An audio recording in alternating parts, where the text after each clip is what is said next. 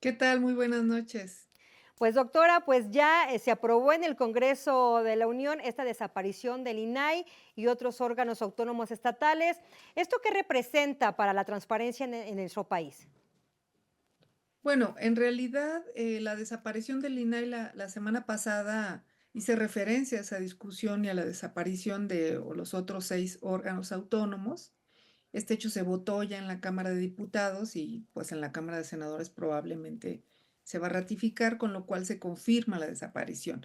Todavía no sabemos bien a bien cómo se concretizará el traslado de funciones a la Secretaría de Anticorrupción y Buen Gobierno, que es a donde se van a trasladar las funciones, ni tampoco sabemos qué va a suceder en los estados, donde también se aplicará esta desaparición porque están incluidos en la legislación nacional. Las explicaciones que hemos escuchado de los diversos diputados son que el derecho está garantizado y que se establecerán sanciones en las dependencias a quienes no cumplan con la entrega de la información. Pero cómo va realmente a suceder no lo sabemos. En el caso de los estados, la pregunta sería, ¿a qué dependencias se asignarán esas funciones? ¿A las contralorías de los estados que dependen de los ejecutivos? Probablemente.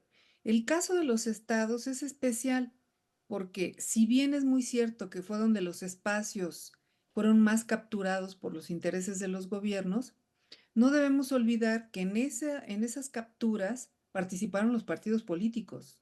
Como ocurrió en casi todas las entidades y el Estado de México no fue la excepción, los espacios ciudadanos se distribuyeron como cuotas para los partidos.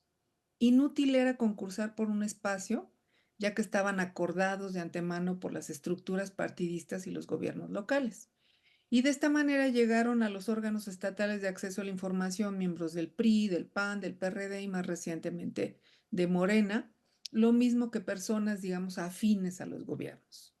Con este nuevo diseño, que aún nos falta por conocer en detalle, porque no lo han hecho, los partidos no podrán participar en ese reparto como lo hacían ahora, y el control de la información será atribución de los gobiernos en cada estado.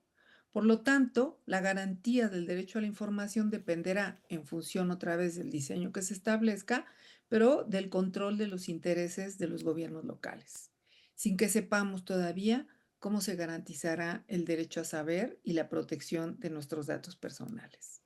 Doctora, ¿usted considera que se garantiza una vez que las funciones del INAI pasen a la Secretaría de Anticorrupción y Buen Gobierno del Gobierno federal, se garantice la transparencia y sobre todo la protección de datos? ¿Esto dará más confiabilidad a la población?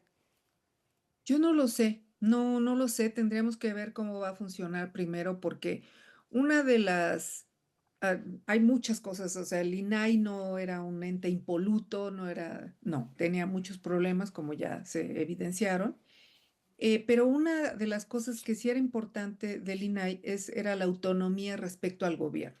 Es decir, si nosotros pedíamos información al gobierno, si el gobierno por alguna razón no nos quería dar la información, nos negaba la información, el INAI entraba a presionar, digamos, y a sancionar al órgano público, se llaman a los sujetos obligados, para que nos diera la información.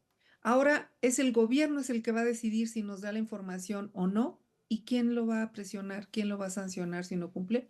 No sabemos porque pues van a ser un poco como lo que ya se ha dicho juez y parte, pero no sabemos el mecanismo cómo va a funcionar.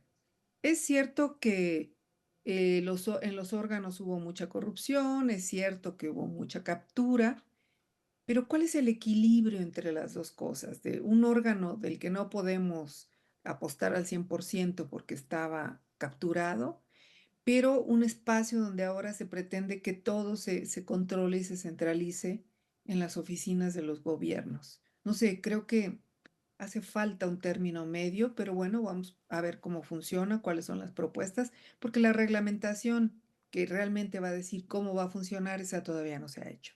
Pues doctora, estaremos atentas ahora lo que se discute en el Senado y lo que continúe para el INAI y los órganos, pues también autónomos en los estados. Le agradezco por esos minutos de conversación, doctora. A ustedes, muchas gracias y buenas noches.